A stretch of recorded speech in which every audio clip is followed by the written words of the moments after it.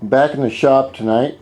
Got the place cleaned up a little bit so I can get some work done in between my 40 or 50 hour a week job. What I want to talk about tonight, as long as I'm sitting right here,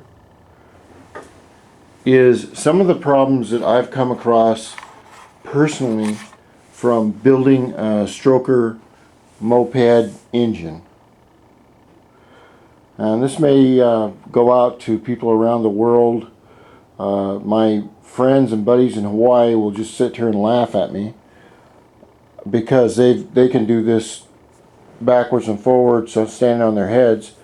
But this is the first one I've ever built that's this big. And let me show you what I've done and the problems that I've ran into in layman's terms off the top of my head. Usually on a stroker, you would use what I would use, anyway, one of the first ones I built was a 50 millimeter in diameter crankshaft, which means that these counterweights right here, right down here, they're 50 feet in 50 feet, yeah, right. They are 50 centimeters, no, millimeters. Damn metric system. Can't figure any of that crap out. They're 50 millimeters in diameter, or across the widest part right here. 50 millimeters. Your stock crankshaft in the Honda, I believe, is like 44 millimeters. Now this is the biggest crank that I could put in the bike. Its diameter is across, instead of your regular stroker diameter of 50 millimeters, it is 52.5 millimeters. And to put a crankshaft in an engine this small really pushes the boundaries, and I'll explain why. The one thing, if you're going to use a 52.5 crankshaft, you usually made it with a 54 millimeter in diameter cylinder, which will give you around 119, 120 cc's. It'll give you a lot. That's about as much you can go with this model of engine.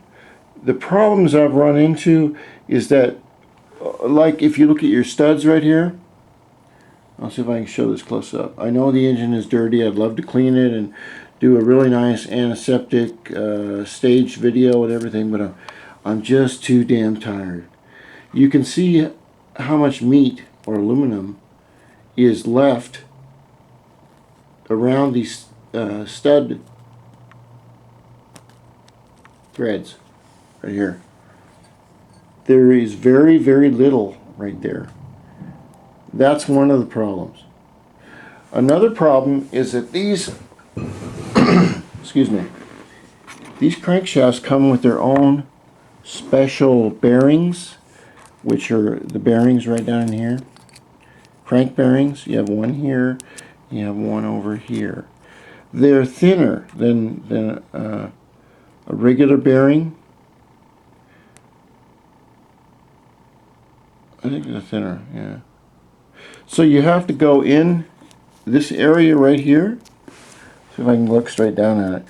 This area inside the crank case and machine it down to make it fit.